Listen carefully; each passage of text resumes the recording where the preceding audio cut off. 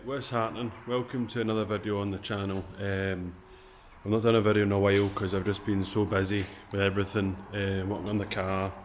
We had issues with the car, we never got to do things I wanted to do. Obviously it overcame issues and stuff like that.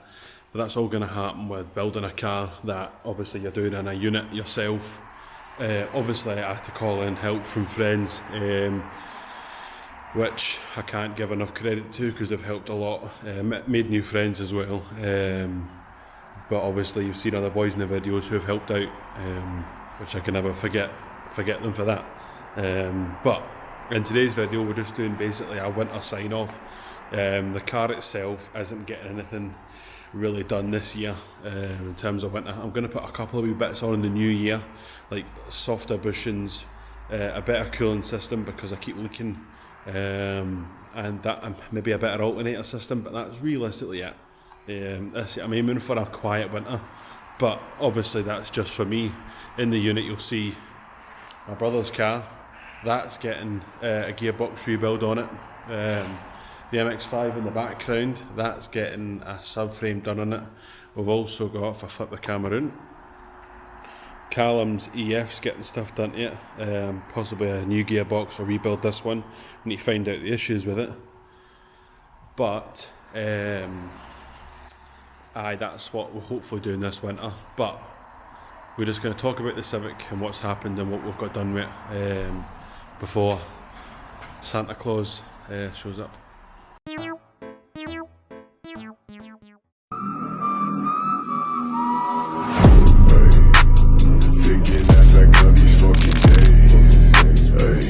Tell me if I'm looking better. Just the other night I was playing with this Beretta. I've just been so fed up. So, hope you enjoyed that wee cinematic of the Civic. So, what we're going to now talk about is what went wrong with the swap, what could have went better, and what we could have done to basically prevent things, or obviously not use Mongo strength and break things. So what I'll show you is when I flip this round, in the engine bay, a big obvious one when you open the bay is you'll see here rubbing marks on the manifold that I got painted. Now that's because it is still hitting the bonnet when I've already created holes to prevent it, but it's still rubbing. That's going to be rectified and I'll probably get this touched up and maybe repainted, but it's not priority because it doesn't affect the running. Other issues we had was this wee fill neck here. It's been giving me grief. This is one of those bull boost things from America. I didn't think it'd be that difficult of an assembly, but obviously it's pish, so that's getting to fuck. Gonna look at getting a track tough one possibly. I might not even go for K-tune. I think that's shite and all. We're going to upgrade these because these things are absolutely fucking solid. Get those changed because the vibrations in the cab are wild. I don't mind a little bit the vibrations, but that's nuts.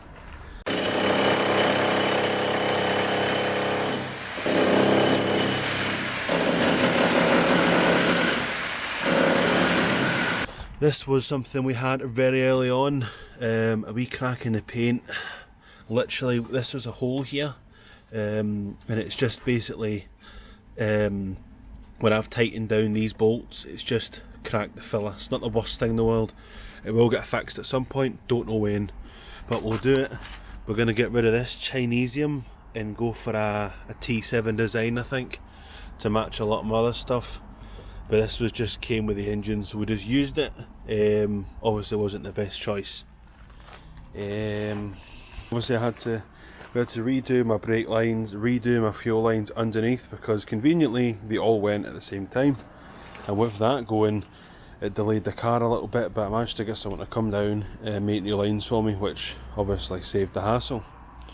Other things as well, like we've still got wiring issues inside the car itself. Like the fuse box and stuff is all still on the floor, the ECU's tucked away, but I want to get those wires shortened that I don't need to use. Still need to put the X brace back in the boot.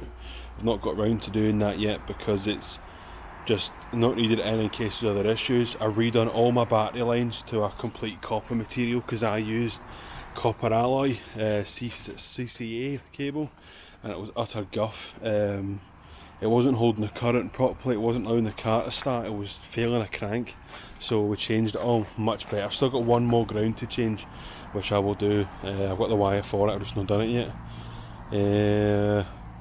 But in terms of issues, that's really it. Actually no, tell a lie, one more thing. The steering rack needs centred because it's actually too much to the driver's side. If I then full lock on the driver's side, the tracker end actually hits something. So we're going to get that recentered in the new year at an alignment place. Probably going to use Peregrine Performance. He's done my alignments before, it's always been good.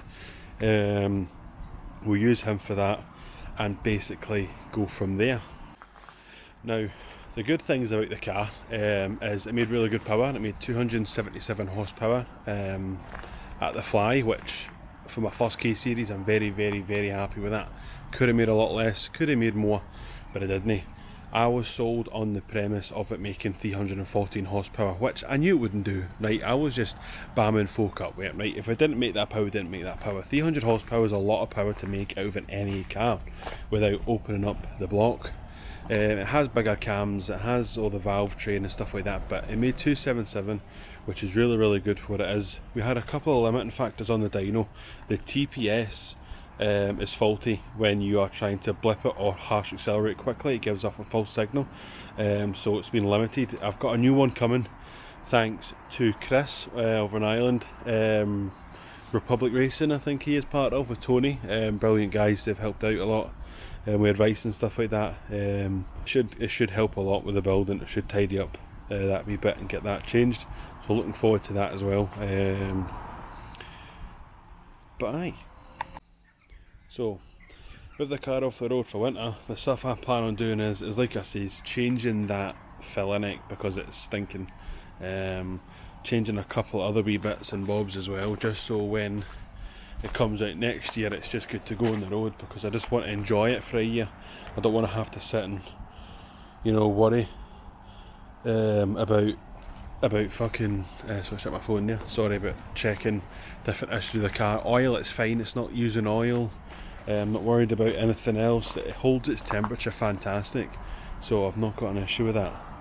But I think next year, with me and the missus wanting to buy a house, we are going to put this aside a wee bit, still do its odd modifications and stuff like that. I can't know that, but it's not going to be nothing major anymore, because I need to grow up, buy a house, so that's the plan. But other than that, we didn't really have too many issues with it. It could have went a lot worse, could have went way, way, way worse, but it didn't. And I'm happy. I was stressed out my nut. You would have seen that in the videos, the Callum's videos. Sweating. That's Teggymun, Teggymun, Teggymun. He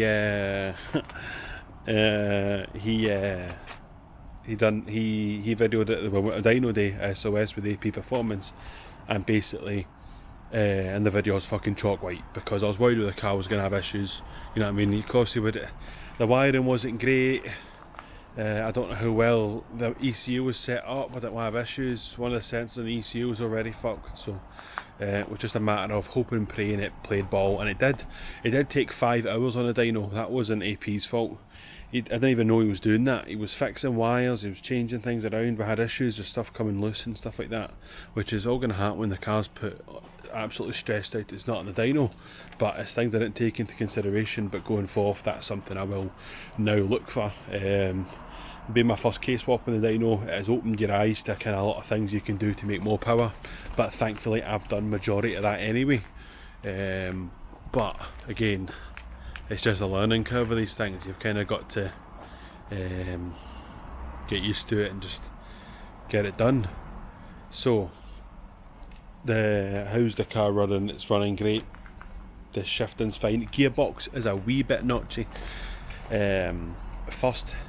First gear's fine, obviously. Second gear and second, into second and then into third has tiny wee notches, but it's nothing bad. Every other gear's smooth as it is.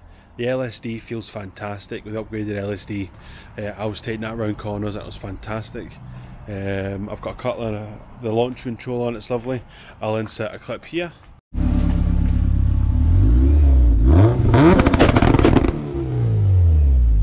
Fucking hell! What the fuck? That sounds fucking class. And it drove really well.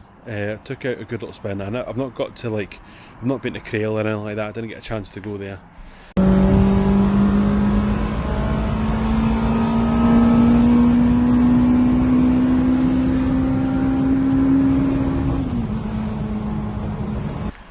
But hopefully the new year we will, because our first show the new year is up in Aberdeen. Never been to Aberdeen before, it's the first time going for me, so that'd be good to go up. Aye, that's it. Just a wee talking video really. Nothing too exciting, unfortunately. Just a wee update on the car. I wish I could update you a bit more, but unfortunately I've not got much to do or talk about like we usually do in the videos. Nothing exciting. But just want to give you guys a wee update on how we are and where we are in the car. Oh no, the condensation! Emma!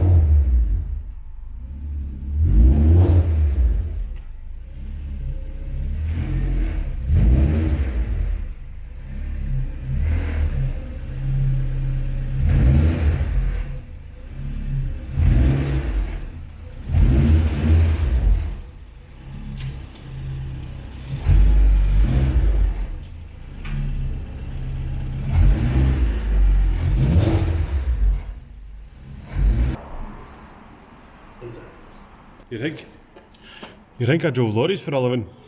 With that reversing anyway. But again, thank you for watching. Is that on state?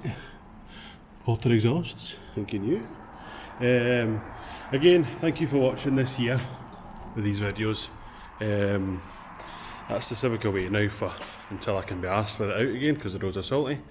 But appreciate you watching, and stay tuned for more shite. I might film some of these cars. If you want me to do that, drop me a message and we'll get them filmed just for content, because obviously I know you love my absolute fucking amazing patter. Do you know what I mean? You can't really go wrong with mine, because I'm fucking hilarious apparently, so my mum tells me. But okay, now close up my eyeball, opticians, Saturn Specsavers. But aye, we'll leave the Civic. Shut the shutter down.